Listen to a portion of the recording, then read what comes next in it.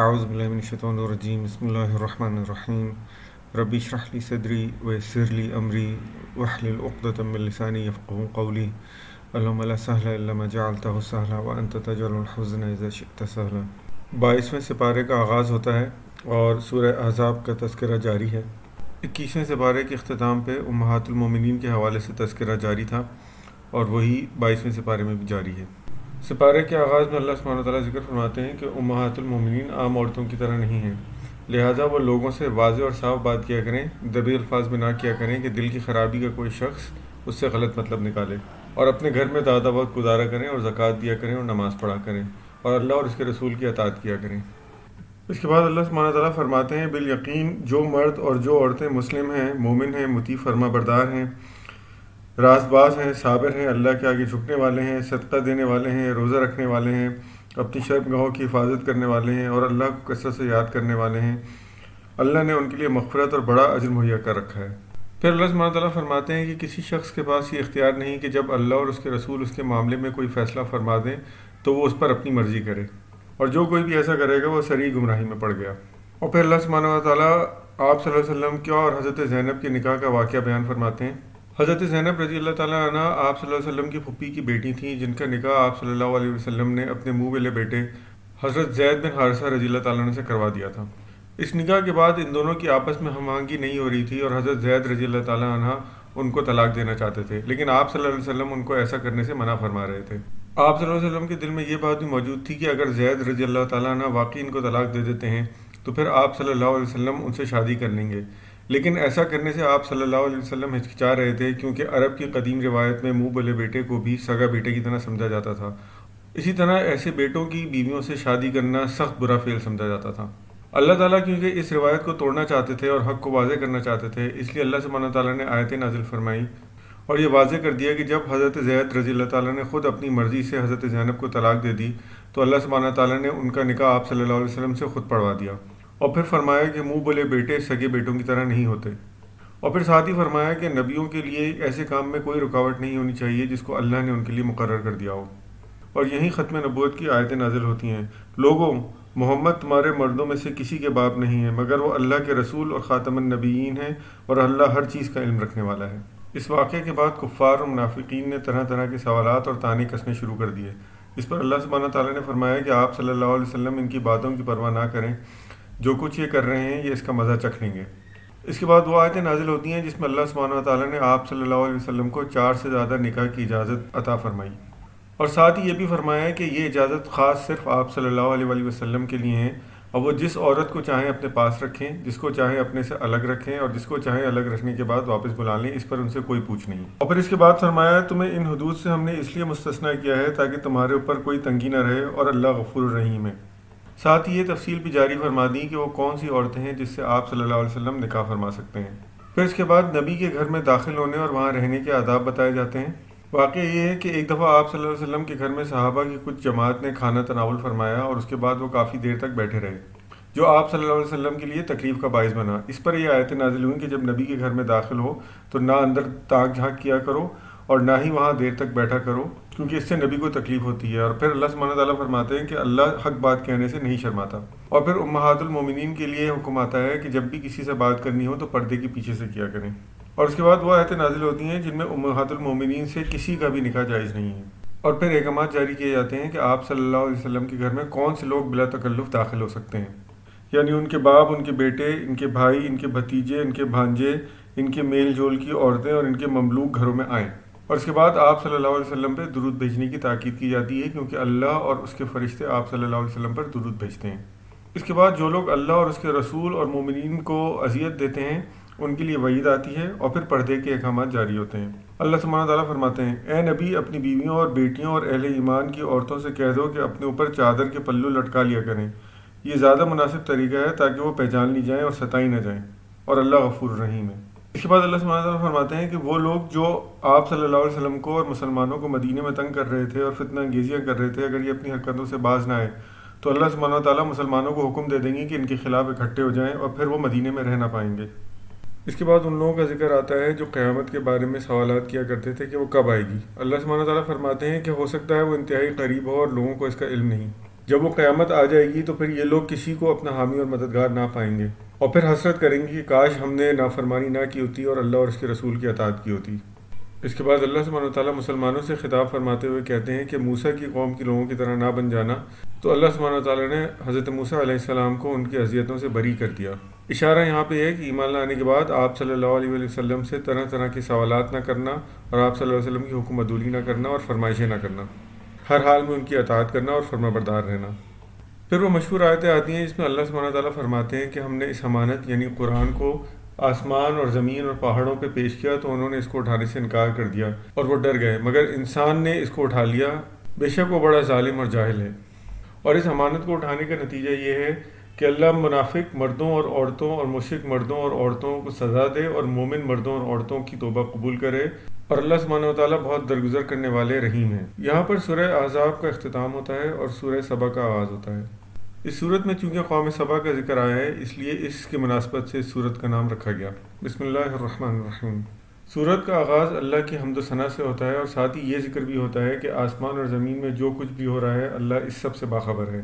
اور پھر لوگوں کا بار بار یہ تقاضا کرنا ہے کہ قیامت کیوں نہیں آ رہی، اللہ سبحانہ وتعالیٰ اس کے بارے میں فرماتے ہیں کہ وہ تو یقیناً آ کر رہے گی، اور جس کسی نے جیسے اعمال کیے ہوں گے وہ سب اس کے سامنے رکھ دیے جائیں گے۔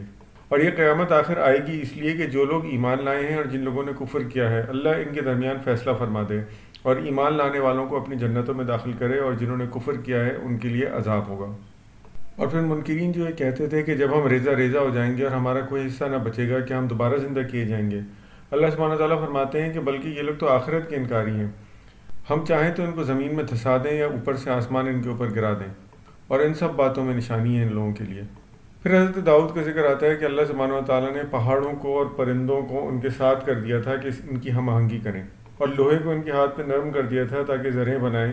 پھر اللہ سبحانہ وتعالیٰ حضرت سلیمان علیہ السلام کے اوپر کیے ہوئے اپنے کرم کا ذکر فرماتے ہیں، اور سلیمان کے لیے ہم نے ہوا کو مسخر کر دیا، صبح کے وقت اس کا چلنا 1 مہینے کی رات تک اور شام کے وقت اس کا چلنا 1 مہینے کی رات تک۔ ہم نے اس کے لیے پگھلے ہوئے تانبے کا چشمہ بہا دیا، اور ایسے جن اس کے تابع کر دیے جو اپنے رب کے حکم سے اس کے آگے کام کرتے تھے۔ ان میں سے جو ہمارے حکم سے سرتابی کرتا اس کو ہم بھڑکتی ہوئی آگ کا مزہ چکھاتے۔ وہ اس کے لیے بناتے تھے جو کچھ وہ چاہتا، اونچی عمارتیں، تصویریں، بڑے بڑے حوض جیسے، اور اپنی جگہ سے نہ ہٹنے والی بھاری دیگیں۔ اے آل داؤد عمل کرو اور شکر کے ساتھ۔ پھر سلیمان علیہ السلام کی موت کا ذکر آتا ہے کہ جنوں کو ان کی موت کا صرف اس وقت پتہ چلا جب گھن ان کے عصا کو کھا گئی اور وہ گر پڑے، یعنی جن علم الغیب رکھنے والے نہ تھے۔ پھر قوم سبا کا ذکر آتا ہے جن کو اللہ سبحانہ وتعالیٰ نے 2 باغ دیے تھے اور کہا تھا کہ میرا شکر بجا لانا، مگر وہ اس بات سے مڑ گئے۔ آخرکار اللہ سبحانہ وتعالیٰ نے ان پر سیلاب بھیجا، جس کے بعد وہ دونوں باغ تباہ ہو گئے، اور اللہ سبحانہ وتعالیٰ نے ان کی جگہ 2 ایسے باغ دیے جو کڑوے کسیلے پھل دیا کرتے تھے۔ پھر اللہ سبحانہ وتعالیٰ نے ان کی اور دوسری بستی جس میں اللہ سبحانہ وتعالیٰ نے برکت رکھی تھی، ان دونوں کے درمیان کئی بستیاں بسا دیں تاکہ یہ دن اور رات میں آرام سے سفر کر سکیں، مگر انہوں نے اللہ سے دعا کی کہ ہمارے سفر کو طویل کر دے۔ آخرکار یہ شیطان کے بہکاووں میں آ گئے اور اللہ نے ان کو تتر بتر کر دیا۔ ان میں سے کچھ ہی لوگ تھے جو ایمان لائے تھے۔ یہاں پر پہلی دفعہ شیطان کے لیے ابلیس کا لفظ استعمال کیا گیا ہے۔ پھر اللہ سبحانہ وتعالیٰ آپ صلی اللہ علیہ وسلم سے فرماتے ہیں کہ ان مشرکین نے اللہ کو چھوڑ کر اور معبود بنا لیے ہیں، حالانکہ نہ ہی وہ اللہ کے مددگار ہیں اور نہ ہی آخرت میں ان کی مدد کو پہنچیں گے۔ اور ان سے کہو کہ آخرت میں جو کچھ ہم نے کیا ہے اس کی باز پرس ہم سے ہوگی، اور جو کچھ تم نے کیا ہے اس کی پوچھ تم سے ہوگی۔ پھر اللہ سبحانہ وتعالیٰ قیامت کا وہ منظر بیان کرتے ہیں کہ جب یہ مجرمین اللہ کے حضور پیش ہوں گے تو جو دبے ہوئے لوگ ہیں وہ اپنے وقت کے سرداروں سے کہیں گے کہ تمہاری وجہ سے ہم اس حال کو پہنچے۔ اس پر ان کے سردار جواب دیں گے کہ ہم نے تمہیں اس دین پر عمل کرنے سے نہیں روکا تھا، تم خود ہی مجرم ہو۔ پھر وہ دبے ہوئے لوگ ان سے کہیں گے نہیں، بلکہ تم ہمارے ساتھ مکاریاں کرتے تھے اور ہمیں اس بات پر زور ڈالتے تھے کہ ہم کفر کریں۔ آخرکار جب یہ دونوں اپنے عذاب کو دیکھ لیں گے تو بڑے پچھتائیں گے، اور ہم ان منکرین کے گلوں میں توق ڈال دیں گے، کیا گویا اس کے سوا کوئی اور بھی بدلہ دیا جا سکتا ہے کہ جیسے اعمال ان کے تھے ویسی جزا وہ پائیں۔ پھر آگے اللہ سبحانہ تعالیٰ فرماتے ہیں کہ ایسا کبھی نہیں ہوا کہ ہم نے کسی بستی کے پاس خبردار کرنے والا بھیجا ہو اور اس بستی کے کھاتے پیتے لوگوں نے اس کی تکذیب نہ کی ہو، اور یہ نہ کہا ہو کہ ہم تم سے زیادہ مالدار ہیں اور اولاد رکھتے ہیں۔ تو اے نبی صلی اللہ علیہ وسلم آپ کہہ دیجئے کہ جو کچھ تمہارے پاس ہے یہ اللہ کا دیا ہوا ہے، وہ جس کا چاہتا ہے رزق کشادہ کر دیتا ہے اور جس کا چاہتا ہے نپا تلا دیتا ہے۔ البتہ جو لوگ ایمان لائے ہیں اور نیک عمل کیے ہیں یہی وہ لوگ ہیں جن کو ان کی عمل کی دوہری جزا دی جائے گی، اور وہ بلند و بالا عمارتوں میں اطمینان سے رہیں گے۔ پھر اللہ سبحانہ تعالیٰ فرماتے ہیں کہ قیامت کے دن وہ فرشتوں کو جمع کریں گے اور ان سے کہیں گے کیا یہ لوگ تمہاری عبادت کیا کرتے تھے؟ تو فرشتے ڈرتے ہوئے جواب دیں گے کہ پاک ہے آپ کی ذات، ہمارا تعلق تو آپ سے ہے نہ کہ ان انسانوں سے، بلکہ یہ تو دراصل جنوں کی عبادت کیا کرتے تھے۔ پھر اللہ سبحانہ تعالیٰ فرمائیں گے آج تم میں سے کوئی نہ کسی کو فائدہ پہنچا سکتا ہے اور نہ نقصان، اور ظالموں سے کہا جائے گا چکھو اب اس عذاب کا مزہ جسے تم جھٹلایا کرتے تھے۔ پھر اللہ خطاب فرماتے ہیں ان لوگوں سے جو آپ صلی اللہ علیہ وسلم کو جھٹلایا کرتے تھے اور ان کے بارے میں طرح طرح کی باتیں کیا کرتے تھے اور اس قرآن کو جھٹلایا کرتے تھے اور کہتے تھے یہ تو ایک جادو ہے۔ اللہ ان کو دعوت دیتے ہیں اور کہتے ہیں کہ تم اکیلے اکیلے اور دو دو مل کر اپنا دماغ لڑاؤ اور سوچو کہ تمہارے صاحب یعنی محمد صلی اللہ علیہ وسلم آخر ان میں کون سی ایسی بات ہے جو کہ جنون کی ہو؟ وہ تو بس ایک عذاب آنے سے پہلے تمہیں ڈرا رہے ہیں تاکہ تم نصیحت پکڑو، نہ ہی وہ تم سے اجر مانگتے ہیں اور نہ ہی تم سے کوئی فائدہ حاصل کرتے ہیں۔ کاش تم دیکھو انہیں اس وقت جب یہ لوگ گھبرائے ہوئے پھر رہے ہوں گے اور کہیں بچ کر نہ جا سکیں گے بلکہ قریب ہی سے پکڑ لیے جائیں گے۔ اس وقت یہ کہیں گے ہم اس پر ایمان لے آئے، حالانکہ اب دور نکلی ہوئی چیز کہاں ہاتھ آ سکتی ہے۔ اس سے پہلے کفر کر چکے تھے اور بلا حقیقت دور دور کی کوڑیاں لایا کرتے تھے۔ اس وقت جس چیز کی تمنا کر رہے ہوں اس سے محروم کر دیے جائیں گے، جس طرح ان کے پیش رو اور ہم مشروب محروم ہو چکے ہیں۔ یہ بڑے ہی گمراہ کن شک میں پڑے ہوئے ہیں۔ یہاں پہ سورہ سبا کا اختتام ہوتا ہے اور سورہ فاطر کا آغاز ہوتا ہے۔ اس سورت کا نام فاطر اس کی پہلی آیات میں آنے والے لفظ سے لیا گیا ہے۔ فاطر کے معنی ہیں وہ ہستی جو کسی چیز کو عدم سے تخلیق کرے۔ بسم اللہ الرحمن الرحیم۔ سورت کی ابتدا اللہ کی حمد و ثنا سے ہوتی ہے اور پھر فرشتوں کی تخلیق کا ذکر آتا ہے، جن میں سے کچھ کے 2 ہاتھ ہیں، کچھ کے 3 اور کچھ کے 4۔ پھر اللہ سبحانہ تعالیٰ لوگوں سے خطاب کرتے ہوئے فرماتے ہیں کہ اللہ نے جو لوگوں پہ احسان کیے انہیں یاد رکھے، اور کیا اللہ کے سوا بھی کوئی رزق دینے والا ہے؟ اور آپ صلی اللہ علیہ وسلم کو جو لوگ جھٹلاتے ہیں تو یہ کوئی نئی بات نہیں، اس سے پہلے بھی بہت سارے رسولوں کو جھٹلایا جا چکا ہے، اور آخرکار سارے معاملات اللہ ہی کی طرف پلٹ جانے والے ہیں۔ اس کے بعد اللہ سبحانہ وتعالیٰ شیطان سے بچنے کی تاکید فرماتے ہیں اور حکم دیتے ہیں کہ جس طرح وہ تمہیں اپنا دشمن سمجھتا ہے اسی طرح تم بھی اسے اپنا دشمن سمجھو، کہیں ایسا نہ ہو کہ وہ تمہیں اپنے رستے پر کھینچ کر جہنم تک لے جائے۔ اور اس شخص کے ٹھکانے کا کیا حال ہے جس کا برا عمل اس کے لیے خوشنما بنا دیا گیا اور اسے اچھا سمجھ رہا ہو۔ در حقیقت اللہ جسے چاہتا ہے گمراہی میں ڈال دیتا ہے اور جسے چاہتا ہے ہدایت دیتا ہے۔ تو بس اے نبی صلی اللہ علیہ وآلہ وسلم، آپ ان لوگوں کے لیے اپنی جان کو افسوس میں مت ڈالیں۔ جو کوئی عزت چاہتا ہے اسے معلوم ہونا چاہیے کہ عزت ساری کی ساری اللہ کی ہے، اور جو چیز اس کے پاس پہنچتی ہے وہ بس پاکیزہ قول اور نیک عمل ہے۔ رہے وہ لوگ جو چال بازیاں کرتے ہیں تو ان کے لیے سخت عذاب ہے اور ان کا مکر خود ہی غارت ہونے والا ہے۔